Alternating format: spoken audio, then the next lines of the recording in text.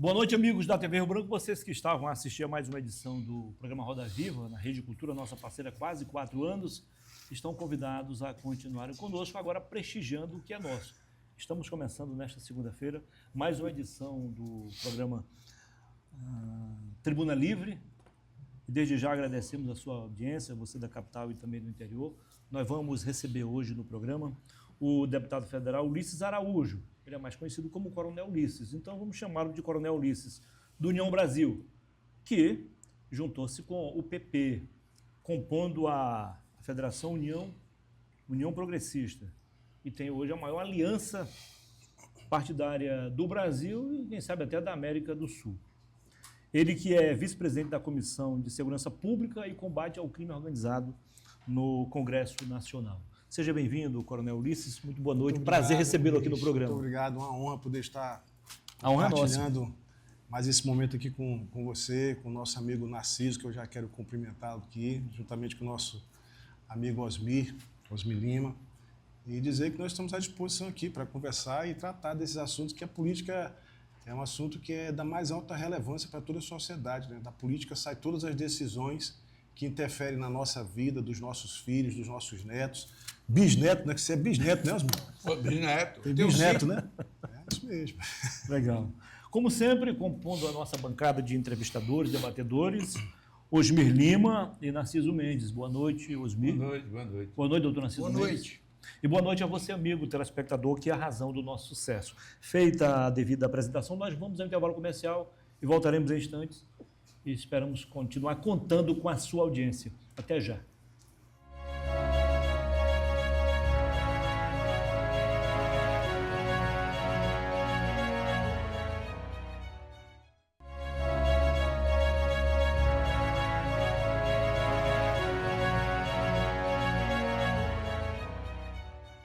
Ok, estamos de volta, começando agora para valer mais uma edição do Tribuna Livre, na sua TV Rio Branco, na 8.1, nesta segunda-feira. Mais uma vez, muitíssimo obrigado pela sua audiência, você da capital e também do interior. Vamos receber no programa de hoje o Coronel Ulisses, deputado federal pela União Brasil. Osmir Lima, obedecendo a nossa ordem, né, o sistema de rodízio, você pode começar a série de perguntas ao deputado federal Ulisses Araújo. Inicialmente, alegria de tê-lo aqui, Coronel Ulisses e deputado federal. Deputado, você é vice-presidente da Comissão de Segurança Pública e do Crime Organizado, vice-presidente. O Brasil atravessa hoje um dos piores momentos de sua história com relação ao crime organizado e o aumento das facções em todos os estados e quase em todos os municípios. O que é preocupante, extremamente preocupante. Há muita gente saindo do país, e eu vou contar um caso de um primo meu, vou ser rápido, ele foi gerente do Banco do Brasil nos Estados Unidos, Nova York, aposentou-se e veio para o Brasil. Comprou um apartamento em Niterói, passou até o Natal aqui comigo. Aí não passou um ano, ele disse, Osmir, estou vendendo meu apartamento e voltando para os Estados Unidos, isso não é país para ninguém morar. Eu não posso caminhar de short em Niterói, ali na praia de Niterói. O que é que o Congresso Nacional, e em particular a Câmara dos Deputados, que o senhor é vice-presidente, quais as providências que estão sendo tomadas, pelo menos para diminuir essa insegurança latente em cada brasileiro? Meu amigo Osmir, essa pergunta ela é uma pergunta complexa de ser respondida, mas eu vou lhe explicar. Nós estamos combatendo o crime organizado lá na Câmara Federal e no Senado, e nenhuma outra legislatura fez isso com tanta veemência e com tanta contundência. Nós temos aprovados muitas legislações, muitos projetos de leis que endurece contra o crime organizado, contra os bandidos, e nós estamos remando contra a maré, porque nós estamos tentando endurecer a lei, mas o atual governo que está sob o nosso Brasil, no comando do nosso Brasil, é contra o endurecimento das leis contra o crime. Todos os projetos de leis que são apresentados para endurecer o crime, para fazer com que aquela pessoa que comete o crime seja desestimulada a continuar cometendo um delito prejudicando a sociedade e as pessoas de bem. Todos esses projetos que nós trabalhamos com muito carinho e com muita responsabilidade para tentar aprovar, tem a bancada do PT e do governo contrária, votando contra o cidadão de bem e votando a favor do criminoso. Então, a nossa luta é uma luta muito grande. Mas, por exemplo, eu posso citar 2 projetos de lei de minha autoria que já foram aprovados e o senhor foi deputado federal, nosso amigo Narciso também foi deputado federal, sabe quanto é difícil aprovar um projeto de lei na Câmara Federal e principalmente no primeiro mandato. Eu consegui aprovar 2. Os 2 já estão no Senado. Um é sobre a audiência de custódia. A moralização da audiência de custódia, porque ninguém aguenta mais ser roubado pelo mesmo ladrão 10, 15, 20 vezes. Na pesquisa que eu fiz, que eu fundamentei o projeto de lei, o recorde é uma pessoa que cometeu o crime 84 vezes e foi liberado na audiência de custódia. E nós conseguimos aprovar esse projeto para quê? Os juízes reclamam dizendo que eles são obrigados a liberar. Então, o projeto de lei prevê o seguinte, que se o criminoso ele já tenha sido beneficiado uma vez pela audiência de custódia, ele não pode novamente ser beneficiado. Ele tem que ser automaticamente, a prisão dele, que já é em flagrante, tem que ser convertida em prisão preventiva. Automaticamente, qualquer crime que seja grave, hediondo, que tenha a ver com alguma situação que realmente choca a sociedade, então estupro, assassinato, também não pode ser concedido na audiência de custódia a liberação para que ele venha responder em liberdade. Então, conseguimos aprovar esse projeto. Esse projeto, inclusive, já está no Senado, foi discutido no final do ano, lá na CCJ do Senado, eu estava presente, e os senadores, por unanimidade, pediram vista para poder aperfeiçoar de tão relevante que é esse projeto a nível nacional e de autoria de um acreano. O segundo projeto que nós aprovamos também na Câmara, já no plenário, é o que aumenta a pena para quem comete crime contra policiais, qualquer profissional da área de segurança pública, policial militar, policial federal, policial civil, policial rodoviário federal, policial penal, incluímos o juiz, incluímos os magistrados, os promotores que labutam na área criminal. Então, qualquer pessoa que cometeu um crime contra esses profissionais ou contra familiares, a pena é de 20 a 40 anos, com possibilidade de progressão somente após cumprimento de 50% da pena. Porque nós temos que desestimular o bandido a continuar cometendo crime. E a gente só vai estimular se a lei realmente for dura e se ele tiver o cumprimento da lei. Porque não adianta também fazer uma lei dura e liberar ele com 1/6 da pena. Ô, coronel,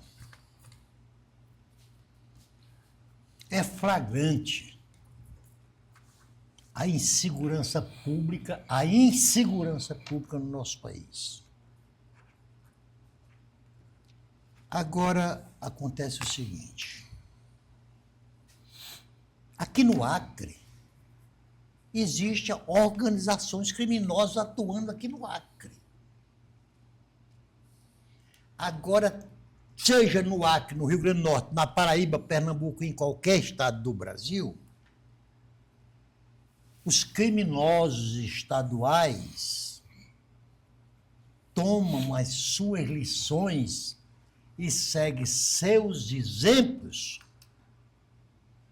por 2 organizações criminosas que surgiram no Brasil há cerca de 30 e poucos anos, que é o PCC em São Paulo e o Comando Vermelho no Rio de Janeiro.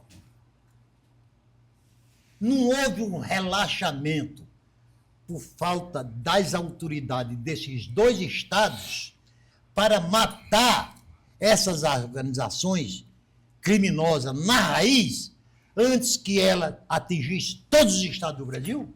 Concordo plenamente. Concordo plenamente que esses governos, eles foram omissos. Eles deixaram o crime crescer de maneira exponencial, que hoje fica difícil combater, mas dá para combater. Aquela ação do governador do Rio de Janeiro, se ela tivesse todo mês, acabaria com aquela situação Não, eu defendo porque eu entendo que não dá para combater o crime com flores, não. É com dureza. O Ronaldo Caiado não é um exemplo? É um exemplo. Ele costuma dizer que bandido não se cria lá no estado dele. E lá tinha facção. O nosso estado do Acre tinha uma facção nascida aqui. A bonde dos 13, né? E o que aconteceu? Ela se criou? Não se criou. Já acabou. Lá aqui no Amazonas tinha uma FDN. Acabou. Então hoje as que tem não são daqui, foram importadas do Rio de Janeiro e de São Paulo. Porque o Rio de São Paulo não teve capacidade naquele momento de fazer o seu dever de casa. Quando eu fui comandante-geral aqui do estado do Acre, passei como comandante-geral, depois fui para a Secretaria de Segurança Pública, nós pegamos no nosso estado, todo dia eu recebia um vídeo de pessoas com a cabeça degolada, pessoas sendo serradas. Nós pegamos aqui o estado com 63 homicídios por cada 100 mil habitantes.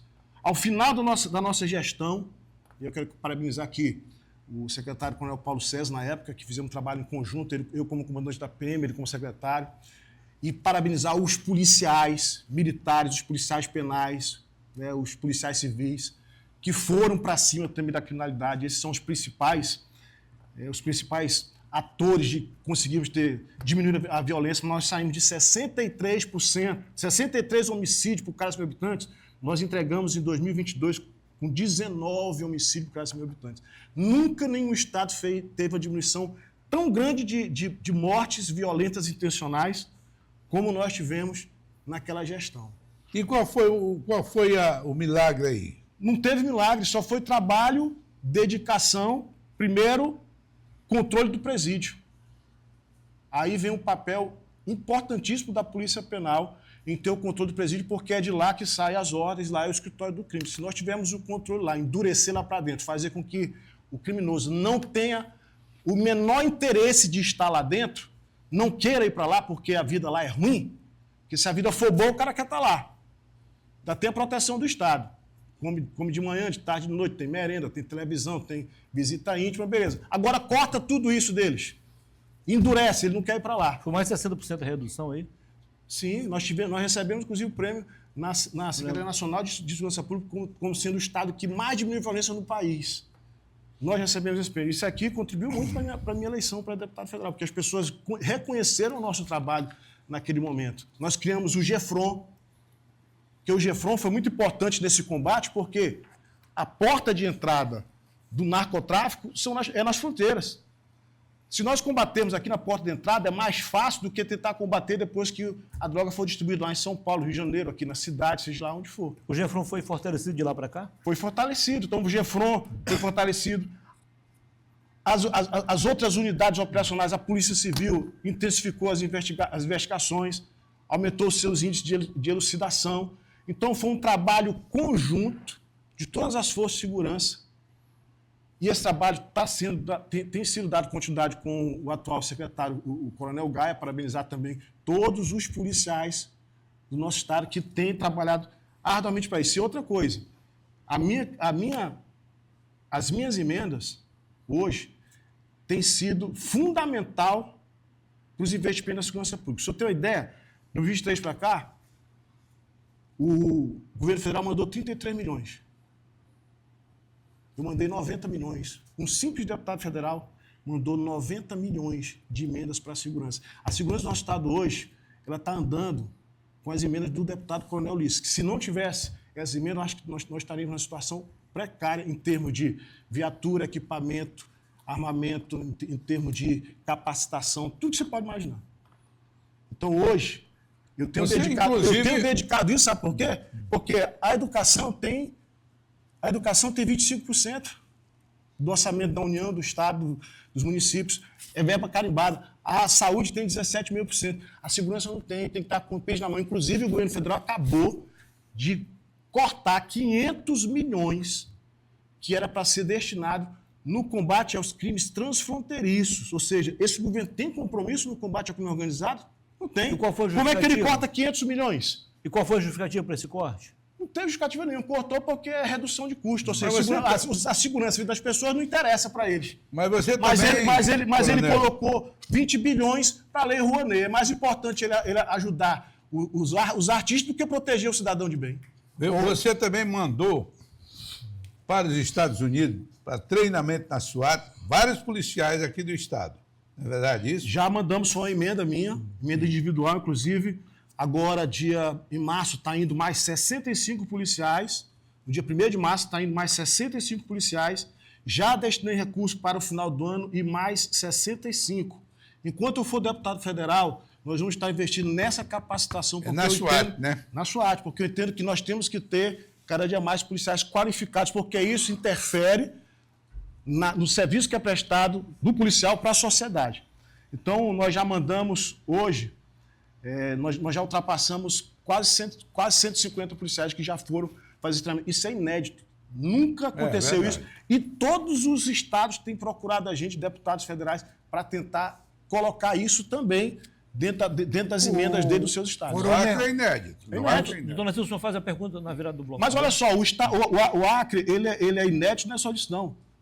Eu lembro que em 2002, quem implantou, lembra a Taser, aquela arma Taser? Quem implantou a Taser, foi depois que eu voltei dos Estados Unidos, que eu fiz um treinamento lá, foi o primeiro estado a implantar a Taser, a arma não letal. O nosso é o primeiro estado a ter o VANT, que custou 5 milhões cada um para fazer o patrulhamento das fronteiras, que foi emenda nossa. O VANT é um veículo aéreo não tripulado, onde ele faz todo o serviço, não somente de investigação, de inteligência, mas ele faz toda a segurança das fronteiras. Agora, nós vamos fazer uma entrega agora, em março ou abril, o dinheiro já está na conta, vai ser a maior entrega de viaturas que o estado do Acre já teve. Vai entrar para a história. Emenda minha. E assim nós vamos ao intervalo comercial e voltaremos em instantes com a segunda parte do nosso programa de hoje. Até já.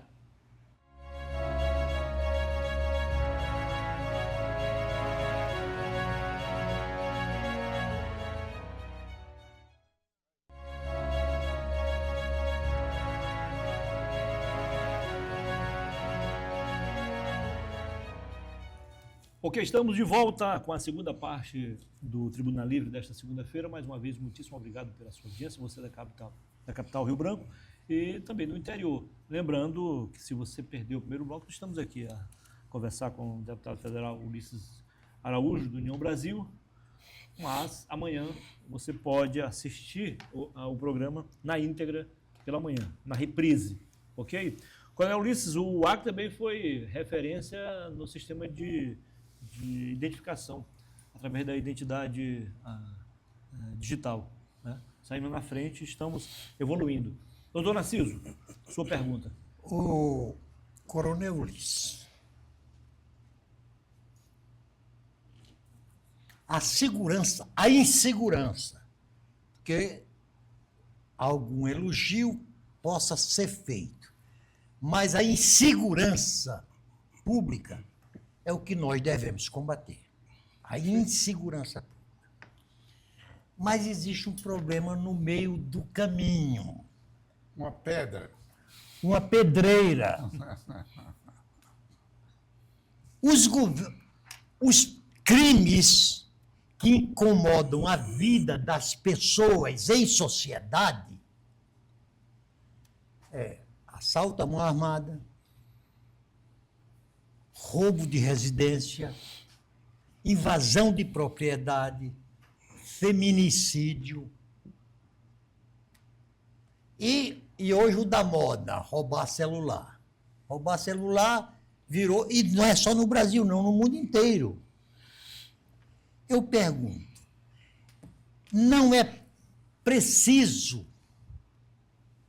que se tenha a responsabilidade de quem combate esses crimes. Por quê? Na base social, esses crimes são combatidos pelas polícias militares e pelas polícias civis.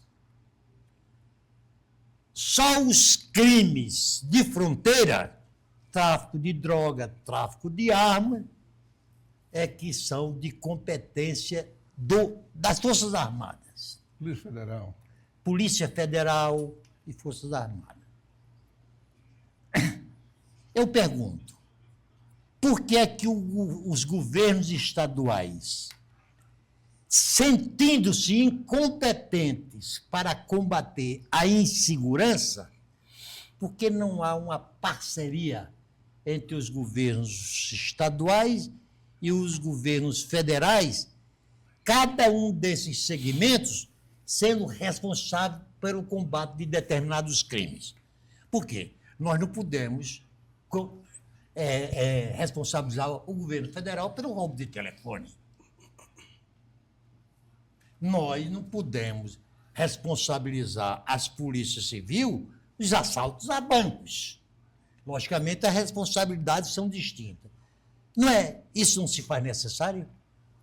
Se faz necessário, mas quando você tem no comando do nosso Brasil um presidente que diz que roubar celular é legal, pode roubar. Ele falou. Não é legal, isso aí, não. Eu só estou colocando aqui em outras palavras. Mas o que ele disse?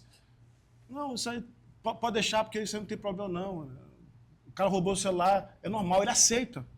Ele aceita que pode roubar celular. Falou. Não me diga que ele falou. Olha, falou. É por isso que estão dizendo equivocadamente que eu direi lulista. Eu não darei graciosamente meu voto para o presidente Lula. Não darei. Agora, também, nós não vamos melhorar o entendimento a gente imputando coisas que ele não disse. Porque dizer que roubar é legal... Pode olhar aí na internet que ele disse que o cara roubou só para tomar uma cervejinha. Só para tomar uma cervejinha. Mas pode olhar, o pessoal que está nos assistindo, vê lá se você não falou. Falou. Então, se nós temos... Falou ou não falou? Mas se nós temos um presidente que diz que roubar celular não tem problema... Ele estava bêbado, mas não falou. tem problema. Para ele não tem problema. Coronel, eu lhe desafio você e o próprio Osmir... É só para o cara tomar uma cervejinha. Ao próprio Osmir, no nosso próximo programa, mostrar essa expressão. Se quiser, eu posso tentar procurar agora. Celular é o bem mais roubado do Brasil. Só que é um bem que é caro. O cara compra um celular hoje, ele parcela em 10, 12 vezes e ninguém aguenta mais ter o seu celular roubado. Na primeira ou segunda parcela, ele ainda fica com a dívida. E o combate a esse tipo de crime é da Polícia Civil ou da Polícia Militar ou de quem é o responsável? É de todo o sistema de segurança, porque a lei, o artigo 144 diz que é dever do Estado e responsabilidade de todos. Responsabilidade de todos. É do governo federal, é do governo estadual, é do município, se o município tiver guarda municipal. Então é de todos. A responsabilidade é de todos. O problema é que, muitas vezes, o Estado é obrigado a tentar fechar a fronteira, como a gente faz aqui, porque o roubo do celular também, ele ocorre exatamente, tudo é por causa da droga. O cara rouba o celular para vender, para comprar droga. Então, um alimenta o outro. Né? Um alimenta o outro. Inclusive, o Lula falou que o traficante é vítima. O traficante, ou não falou? Ele falou, o traficante é que é a vítima. Quem é a vítima de verdade é que é culpado pelo tráfico de droga. Ele falou isso aí. Pode olhar aí na internet que ele falou. Mas depois então, o que acontece? Mas depois ele pediu desculpas. Não só pediu desculpa. Ele pediu desculpa porque o que ele falou... A repercussão foi muito negativa. Mas é o que ele pensa mesmo. Ele falou o que ele pensa no coração dele. Então, o que acontece? A responsabilidade do combate ao crime organizado, o senhor falou bem, é do governo federal. A responsabilidade do combate ao tráfico de droga é do governo federal. Só que nós somos obrigados, muitas vezes, a ficar utilizando os nossos meios, nossos recursos, para combater aquilo que é responsabilidade deles. E aí o que acontece? A gente deixa, aí algumas vezes, deixa a desejar no policiamento normal, que é do dia a dia, E o que acontece também em relação ao governo federal? Não aprova leis que endurecem o crime. Nós já apresentamos leis para endurecer o crime para quem rouba celular. Não passa. Nós endurecemos lei para quem rouba, sabe o quê? Que é comum? Os fios de cobre. Todo o PT, todo o pessoal da esquerda votou contra. Aliás, esse é um problema sério. Votou contra. Rio Branco, viu? Nós votamos a favor para que endurecesse para quem rouba os fios, para quem rouba os copos, porque prejudica pessoas que... Tem comerciante aqui em Rio Branco que foi assaltado Aí o que 5 vezes aconteceu? ano passado. Vai lá, olha lá na votação, o pessoal da esquerda votou tudo contra, votou a favor do bandido. Não votou a favor do cidadão de bem que tem o seu cobre roubado, o seu fio roubado. Mas, coronel, Entendeu? Então, assim, deputado, aliás, a gente só vai conseguir combater tudo isso aí se nós tivermos o endurecimento das leis e o investimento na área da segurança. Hoje, como é nós vamos ter viaturas na rua se nós não temos investimento nisso? Vamos ter agora. Emenda do coronel. A minha emenda era para comprar viatura? Não era, para atender outras coisas. Mas estamos comprando porque se a gente não colocar, não vai ter. Não vai ter. Estou sendo sincero com o senhor aqui, não vai ter. Coronel, o Acre faz limites com Os três. três grandes, maiores produtores de droga: Bolívia, Peru e também Colômbia, em parte. Nós estamos numa guerra. Nós estamos numa verdadeira guerra. Na sua opinião, não é o caso, além das forças de segurança normais, aí incluída a Polícia Federal, de nós tirarmos os soldados das casernas Concordo. e colocarmos em fronteira com inteligência, com drone, para mapear. E a floresta amazônica tem caminho para todo lado. É difícil você, né, não permitir essa entrada, que agora está se intensificando a vinda aqui para o Acre. Não é hora já das Forças Armadas? Já passou da hora, né? Já passou da hora, porque a questão hoje das fronteiras não é mais uma questão simplesmente de segurança pública. É uma questão de soberania. É uma questão de defesa externa, porque a fronteira parece que está aberta, está franqueada para o cara fazer o que ele quer. O cara pode passar com droga, com arma, com roubo de carro, de veículo, pode passar com tudo. Está franqueado. E quem é a responsabilidade da fronteira? É do governo federal. E aí nós temos as Forças Armadas, que é composto Exército, Marinha e Aeronáutica, que nós temos que discutir isso, qual é a utilização desse efetivo em tempo de paz. Porque em tempo de guerra, tudo bem, é defesa externa. Mas em tempo de paz, vai ficar quartelado no quartel? Só isso. Por que não, em tempo de paz, esse pessoal não pode combater o crime organizado, o narcotráfico nas fronteiras?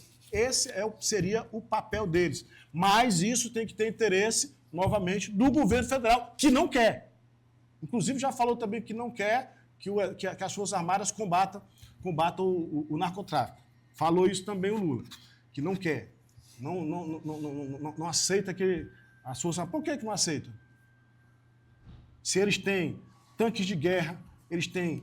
A Força Aérea tem aviões, a Marinha tem vários tipos de embarcações, tem fragatas, tem naus, tem tudo lá que pode ser utilizado no combate ao crime organizado nas fronteiras. E por que não faz? Porque não tem interesse do governo federal em combater o crime organizado. Não tem. Nós temos hoje aí a prisão do Maduro, que está todo mundo do governo ali com medo de ser denunciado, o Maduro dizer que certas campanhas foram financiadas pelo narcotráfico. Não estão todo mundo com medo por causa disso aí? Não. O medo lá do apoio ao Maduro é simplesmente porque o narcotráfico lá do Maduro financiou vários governos de esquerda da América Latina toda. O Foro de São Paulo, é o maior exemplo disso. É o maior exemplo. O Coronel Luiz, eu estou chegando à seguinte conclusão: que ou essa polarização começa sob a fantasiosa emblema de direita e esquerda. Dessa fantasiosa polarização surgiu um outro ainda pior, a pessoal.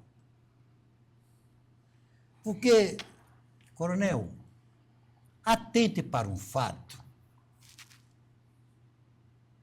A luta política no Brasil, ela não aponta para o lulismo contra o bolsonarismo. Na realidade, ela acontece do antilulismo combatendo o antibolsonarismo. E o antibolsonarismo combatendo o antilulismo.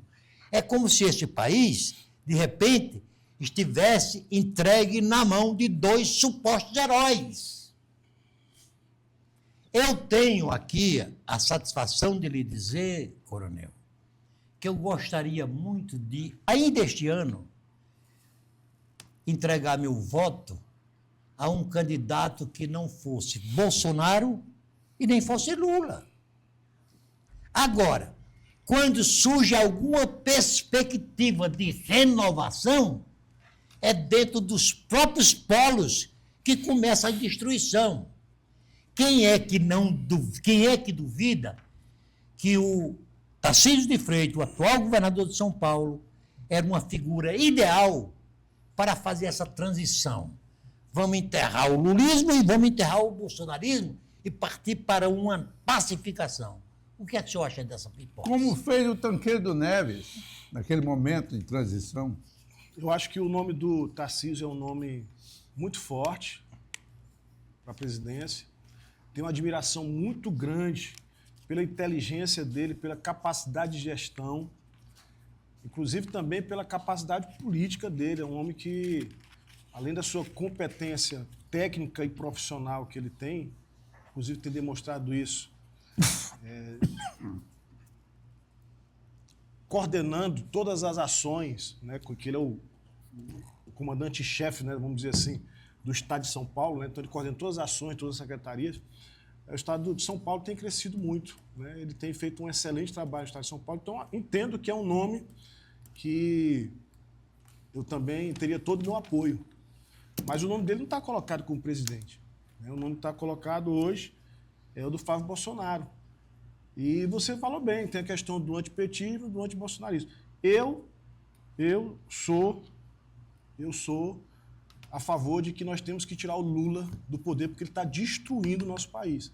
Nem o pessoal do centro, que ficou por muito tempo em cima do muro, não está mais aceitando o Lula, porque o Lula acabou com o nosso país.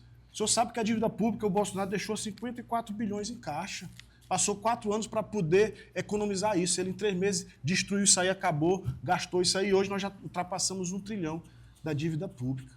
O nosso país está cada dia mais pobre, cada dia mais miserável. Ele continua com a mesma conversinha de 20 anos atrás, que vai combater a fome, que é o pai dos pobres. Ele passou 20 anos no poder, não resolveu nada. Continua as pessoas pobres, ele continua o pai dos pobres. Né? Talvez ele não queira tirar os... Ele já falou ontem, né, que o pobre tem que morrer pobre mesmo, né?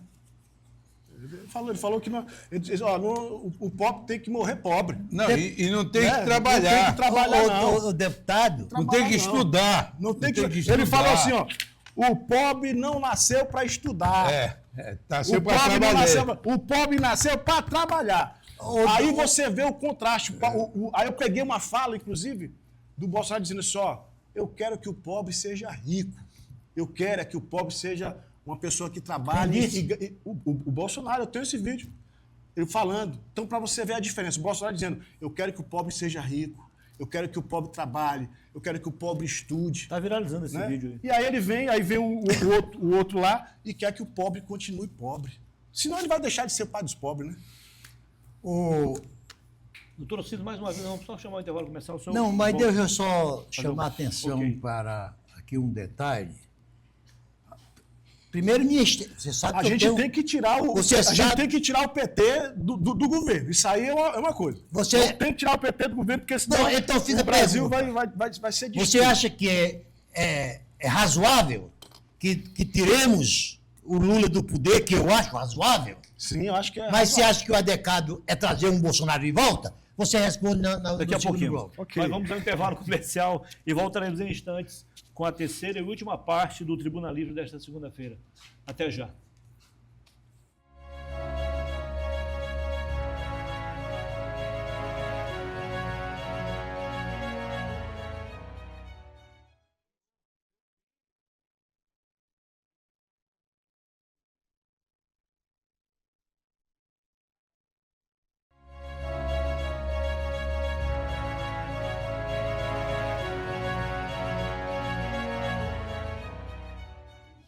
Estamos de volta com a terceira e última parte do Tribuna Livre desta segunda-feira. Mais uma vez, muitíssimo obrigado pela sua audiência. Você que nos prestigia na nossa capital, Rio Branco, e também você do interior. Você de Bujari, de Quinari, de Porto Alegre, de Capixaba, Passo de Castro, Acrelândia, parte de Sena Madureira, onde o nosso sinal chega diretamente pelo canal 8.1. Nas demais cidades acrianas, você nos prestigia pela NET, HDTV, canal 15, ou pela internet, por meio do portal riobranco.net e ainda pelo nosso canal no YouTube. TV Rio Branco 8.1. Siga-nos nas redes sociais, @o Rio Branco. Você pode aproveitar e me seguir também, @Muniz11. Agradeço desde já, em nome de toda a equipe. Nós temos aqui o apoio da Ótica Moderna. Aproveito para mandar uma boa noite especial à nossa amiga Zara Yashi e também à nossa amiga Moema Anuti, você conhece também? Isso. Que não perdem uma edição do programa. Doutor Narciso, o senhor fez uma pergunta e o Coronel Ulisses, deputado federal Ulisses Araújo, responde agora. O senhor pode refazer a pergunta, Vamos lá. por favor? A gente foi no intervalo e conversamos umas coisas aqui. Foi algo um tanto quanto desafiador pela última resposta. Até eu esqueci. Não, foi sobre o fim do bolsonarismo e do lulismo. Ah, não, era sobre se era a favor de um Bolsonaro vir, né? É. Sim. Eu sou a favor de qualquer candidato que a gente consiga tirar o Lula. Qualquer candidato que a gente consiga tirar o Lula e consiga tirar o PT do comando do Brasil, eu sou a favor. E eu aproveito a pergunta, doutor Narciso, na sua opinião, hoje, no momento, qual seria o nome ideal para a direita? Ora, hoje o nome que está colocado é o do Flávio, né? Hoje o nome mais forte que está colocado é o do Flávio Bolsonaro. E entre Flávio Bolsonaro e Lula, eu vou de Flávio, lógico. E o governador de São Paulo, não é um bom nome? É um excelente nome. É um excelente nome também. O Tarcísio, eu entendo que é um excelente nome.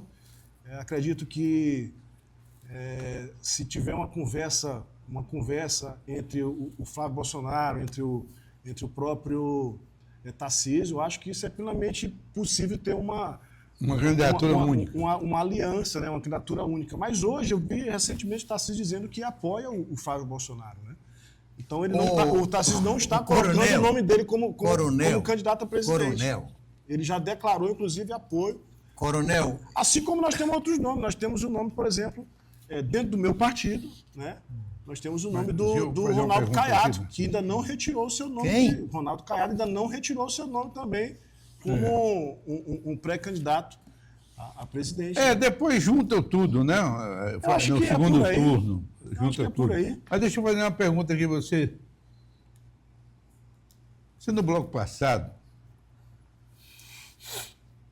disse que tem bandido que foram presos 84 vezes.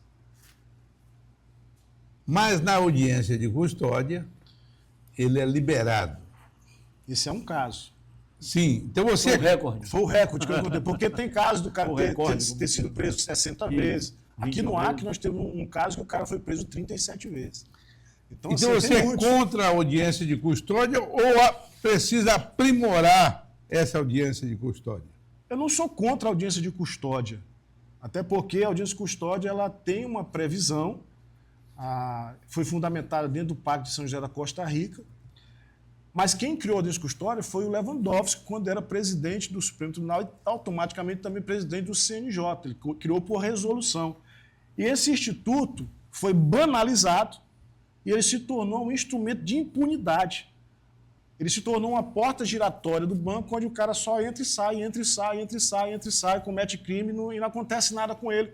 E a sensação de insegurança da sociedade aumenta porque ela tem o seu celular roubado 1, 2, 3, 4, 5 vezes, tem a sua moto roubada, tem a sua casa roubada, sofre assalto. E ela vê aquela pessoa que cometeu o crime contra ela sendo liberada no dia seguinte. E o pior, no mesmo dia seguinte que essa pessoa ela já comete esse mesmo crime contra outra pessoa. E assim sucessivamente. Então acontece várias vezes. Porque tem casos que o cara foi assaltado 3 vezes, levaram aí, na terceira vez ele entrou na casa e pegou os objetos e foi preso por invasão do domicílio. Isso é um absurdo. Total inversão de valores. Então, essa situação, eu não sou contra o juiz custódia, mas o juiz custódia tem que beneficiar uma pessoa, né, que seja primário, que nunca foi beneficiado pelo juiz custódia por crimes leves, mas não para uma situação onde o cara estuprou, onde o cara matou, onde o cara cometeu um latrocínio. Mas o juiz, vários tipos de crimes. Os juízes liberam nesse caso? Já vi muitas situações de liberar. O caso do cara que foi preso, acusado de estupro, era um estuprador e a juíza liberou ele imediatamente aqui. Depois aqui foram lá e fizeram tudo, mas foi liberado. Nós tivemos um caso em Cruzeiro do Sul. Nós tivemos um caso em Cruzeiro do Sul. Inclusive, eu fiz um vídeo e expus o caso. Um rapaz evitou um assalto de uma pessoa que estava sendo assaltada, ele, cidadão de bem, ele foi lá e evitou o assalto, salvou uma pessoa que estava sendo assaltada. Aí a facção foi lá, combinou com uma mulher, aí a mulher seduziu o rapaz, levou para um local ermo, e lá o pessoal torturou o rapaz e matou o rapaz. Essa menina aqui foi presa, a polícia chegou na investigação que ela que conduziu tudo, ou seja, se ela não conduz, o menino estava vivo, vamos colocar assim, então a maior culpada da morte do menino foi ela foi liberada no dia seguinte. Ô, coronel, vamos voltar novamente às audiências de custódia. As audiências de custódia, ela tem o seu lado positivo e o seu lado negativo. Quando ela libera um criminoso, custo mais, que roubou 80 telefones, né, como você acaba de dizer. Mas as audiências de custódia, quando é levado uma mãe de família que ocasionalmente tinha entrado num supermercado e roubado ou subtraído 2, 3 latas de leite, e essa pessoa vai a uma audiência de custódia e se compromete a não mais cometer este crime. A audiência de custódia é bem-vinda ou mal-vinda? Não, nesse caso eu acho que ela é bem-vinda, né? Então é por isso. Mas o meu projeto não acaba com a descustódia. Hein? Meu projeto não acaba. Ela simplesmente afeta o criminoso quanto mais. Então, eu também sou favorável a isso. Todo mundo é favorável a isso. Perfeito. Aí eu pergunto o seguinte, aquele crime da mulher do batom, que escreveu naquela estátua, Débora, né? Perdeu o mané. Houve audiência de custódia, não liberaram a primária e tal. Houve audiência de custódia? Comandante, aquele processo contra aquela mulher foi uma injustiça muito grande. Né? Então, em tese, houve audiência de custódia, não foi liberada, né? Porque é obrigatório de custódia. Então, dentro do processo consta que houve, depois de muitos dias, né? Não foi de imediato. Não foi em 24 horas. Não foi em 24 horas como a lei prevê, ou seja, já houve uma violação dos direitos humanos aí. Né? E assim, vamos ser sinceros, né? Hoje o STF... ele carece de credibilidade diante da sociedade. Sim. O senso comum da sociedade não concorda com essas ações que o STF tem tomado hoje em relação a Débora, em relação ao Bolsonaro, em relação a várias senhoras velhinhas que estavam com a Bíblia, que cometeram, pode até ter cometido um delito de dano ao patrimônio público, mas atentado ao Estado Democrático de Direito? Não houve, não? Não, claro que não. Claro. Um golpe? Quantos tanques? Olha, é uma vergonha o memorial que eles fizeram lá Não, do 8 de golpe janeiro. de Sabe Estado, quais não. são as armas? Sabe quais são as armas que eles colocaram lá no memorial? Baladeira. Baladeira. Cano de PVC.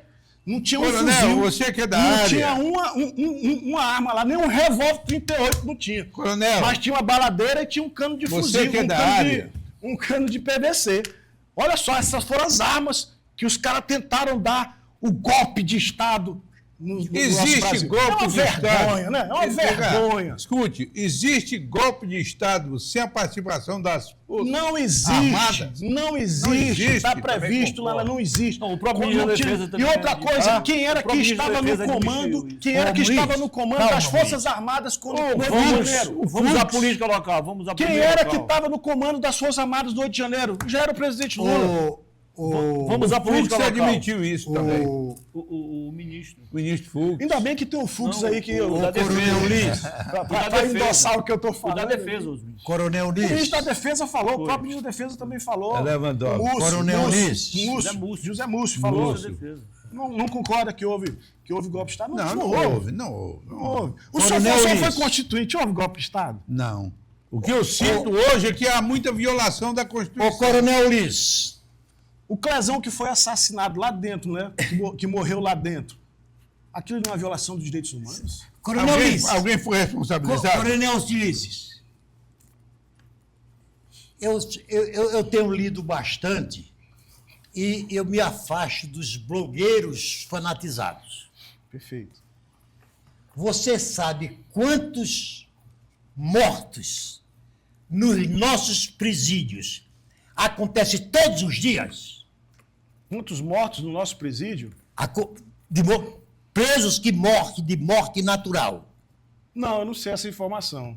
600 mortes por ano, 2 por dia, Nível nacional. no nível nacional. 600 mortes por ano. 600 mortes por ano. Todos os dias morrem 2 presos nas nossas penitenciárias Certo. de morte natural, não é de morte, não é Certo. de morte matada, não, de morte moída. Certo. Então, coronel, Mas essas pessoas cometeram a crimes morte ou do não? Clezão, que Elas eu, estavam presas justamente eu- ou injustamente? que eu me solidarizo com a família dele. Ele morreu de um infarto. O meu amigo Carlinhos Santiago estava bonzinho em casa e morreu de um infarto. É, mas aí já existia um parecer médico, inclusive um parecer do PGR dizendo Da que ele PGR. deveria estar em casa em tratamento. Assim como existe hoje parecer de médico que detectam a necessidade do Bolsonaro estar Em em prisão prisão domiciliar. domiciliar. Mas não estão fazendo porque querem fazer a mesma coisa que fizeram com o Clezão, querem matar ele. E por Essa é quê? a verdade. Então, por que não manda os presos todos que estão com saúde debilitada e para a prisão domiciliar? Por que é que não manda? Não, aí depende do Doutor, cara. Depende do... Doutor Lício. É que eu tenho que ter o parecer. Doutor né? Lício, se você, hoje à noite, se infelizmente hoje à noite, você está em sua casa, com a sua família, e meia dúzia de bandidos, à meia-noite, quebra o portão da sua casa, quebra as portas, entra dentro de casa, quebra a geladeira, quebra tudo. O que é que esses bandidos merecem? Eles cometeram crime ou não? Cometeram crime, tem que ser crime. preso. Mas não golpe de mas não Estado. é um golpe de Estado. Mas e outra não coisa. golpe de Estado. Mas vamos lá. Isso aconteceu no governo do PT. Fizeram isso lá no mesmo local que aconteceu. ministérios. Fizeram no Ministério. Tem alguém preso por causa disso aí? Não. Foi golpe de Estado? E quando o MST invadia a sede do Ministério da Agricultura, é uma coisa. Mas o 8 de janeiro foi invadida a sede dos 3 poderes. Foi invadido também lá naquela época dos Black Blocs, lá também foi invadido no Ali são mesmo local. bagunceiros, Narciso, que merecem cadeia, sim. Bagunceiros que quebraram tudo. Sim. Agora, confundir com golpe de Estado Coronel Luiz. Veja bem, barra. hoje nós estamos. Quero saber uma coisa. Banco Master. Que são os beneficiários? Está saindo na imprensa aí que tem envolvimento aí de gente grande, inclusive de Tribunal Superior. Supremo. E aí? Você Vai sabe. ficar por isso mesmo, porque eles mesmos estão investigando eles mesmos estão pegando as provas, estão fazendo a blindagem. Quer proteger quem, chefe? Quer proteger quem? Infelizmente nós temos um Senado omisso, tem que falar, Senado, que era para ter aberto a CPMI sobre esse caso. E vai ser aberto. E investigar. Vai ser Investigar aberto. e saber, ó. E quem é culpado tem que pagar. Se for ministro do Supremo, se for ministro do Lula, se for deputado, tem que pagar. O problema é que a gente tem a mão pesada muitas Mas, vezes. deputado, Muitas vezes contra o bandido lá do celular, mas tem que ter a mão pesada também com esse pessoal do Clarinho Branco. Seja ministro, seja o que for. Tem que pagar, não são deuses. E contra os deputados que estão mandando 50 bilhões de emenda por ano. Não entendi. Emenda parlamentar. Não entendi. Não, mas eu vou fazer outra pergunta. Eu não tenho conhecimento dessa situação, não. Me diga uma coisa. Mas que deputado está mandando 50 bilhões por ano? Como é que é? Tem 80 deputados já comprovadamente que... Ó, eu não tenho conhecimento, mas se tem que ser investigado e se está errado tem que ser preso também. Principalmente, Aí sim, eu concordo, tem que ser preso. principalmente se não Seja for bem deputado, aplicado. seja senador, seja ministro, seja o que for. Está errado, tem que pagar. Deputado, na condição de Porque só Débora que tem que Mas pagar. deixa eu puxar um assunto porque só aqui, o Pezão tem que pagar. continuidade. Deputado, seguinte, você é candidato à reeleição. Eu sou candidato à Vamos reeleição puxar um deputado pouco a federal. eleição daqui. Como é que você está vendo esse quadro aí para governo do Estado e para o Senado? Qual é a sua avaliação que você faz aqui no Acre? Eu acho que ainda está bem nebuloso, né? Porque nós temos aí... Hoje foi lançada uma pré-candidatura a O governo. governo do Bocalhão. Né? Então, assim, em tese, nós temos, então, 3 nomes que já estão colocados.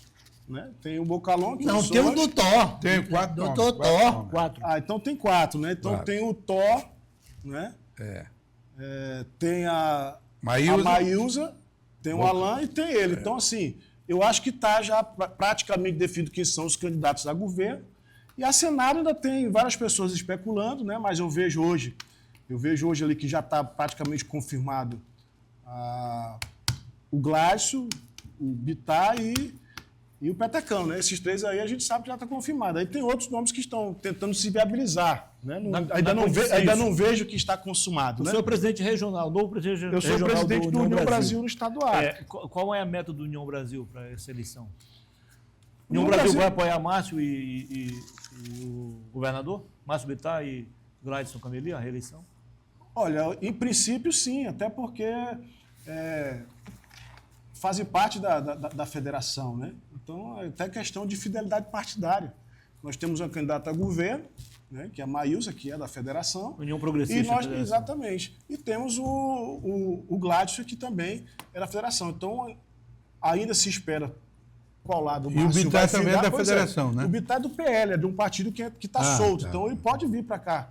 Entendo que a vinda dele para a federação obrigaria essa federação a apoiá-lo, né? Assim como ele pode, de repente, o Bocalhão é do partido dele. Se for dar legenda para o Bocalhão, ele pode muito bem apoiar o Bocalhão, ou pode ainda ter conversa com outros candidatos. Então, assim, eu vejo que hoje ainda está essa parte do Senado indefinido, e o governo já está praticamente definido quem são Como é os que nomes, fica, né? só para completar, como é que fica a pré-candidatura do seu colega de partido, o deputado federal Eduardo Veloso? Olha, ele tá colocando o nome dele como pré-candidato a Senado. Nós vamos ter uma conversa em fevereiro com o presidente nacional, que é o Antônio Rueda. Inclusive, falei com ele ontem, ele não está nem no Brasil, ele está numa agenda no exterior. E me falou que quando retornasse, nós iríamos sentar para decidir qual o caminho que nós vamos tomar, se nós vamos lançar candidato a Senado ou não. Ainda não está o Batido o martelo. né? Então vai ser decidido em conjunto, né? Tanto a executiva estadual como a executiva nacional vai decidir a respeito dessa candidatura a Senado. Você concorda que hoje o maior interesse dos partidos políticos É deputado federal. não é o Senado, não? Primeiro o deputado federal, porque olha, é mais importante. Não, o que a questão da funciona, verba. funciona assim. Ó. Para os partidos, o que interessa é o deputado federal. Sim, Porque mas é o hoje nós único que temos leva uma recurso para um posição... partido. Agora, para a direita, Sim. nessa luta polarizada de esquerda, o que interessa é o É o Senado. Senado, exatamente. Porque o Senado precisa ter força, fôlego E coragem. e coragem para enfrentar o STF que está desequilibrando a harmonia entre os Quer poderes. dizer que nós vamos partir para uma eleição que o adversário mor é o nosso Supremo Tribunal Federal? É isso? É isso mesmo, É né? isso mesmo. O É Senado, isso mesmo. É isso mesmo. O Senado E eu digo uma coisa, se um senador não tem coragem de votar para impeachment um ministro, ele não tem que ser senador, não. Então Porque uma das funções Então, dele, uma das funções dele, sabe qual é? É fiscalizar o STF. Como é que ele vai ficar? Deputado, só no governo de Floriano Peixoto, há 120 anos, o Senado discordou do presidente da República. O Senado se fez, vetou um indicado do Senado, o Senado conseguiu indicar. Quer dizer, nós vamos renascer? Eu acho que tem que renascer, né? Porque, pelo amor de Deus, os nossos quadros hoje do STF, vamos lá, né? Vamos lá, vamos ser Doutor, mas ele está se sinceros. referindo não é bem a indicação, e sim Não estou falando de a indicação, punição não. Estou falando da depois, se condição de ele sair da da pessoa. trilha. Né? Não, isso não quer dizer nem que seja um Não, tem a impeachment. questão da indicação Também. e tem a questão de fiscalizar. É. Hoje o STF está Tá solto. tá solto e outra coisa. O STF virou hoje a presidência. Quem comanda o Brasil é o STF. Nós estamos chegando ao final do programa. Não, mas deixa eu dar um exemplo para o deputado. Eu achei o maior absurdo do mundo. A Constituição diz o seguinte, que as casas legislativas têm competência, está lá escrito, não precisa ser jurista, fazer interpretação, nada. É só não ser analfabeto, saber ler. E diz que a Câmara ou o Senado podem sustar um processo que esteja tramitando no Artigo 52 e 53 da Constituição Federal. Isso. Prevê essa possibilidade. No caso do Ramagem, a Câmara, por 315 votos, Perfeito. sustou o processo. O que foi o senhor Alexandre de Moraes? Não deu a menor confiança à Câmara, nem à Constituição.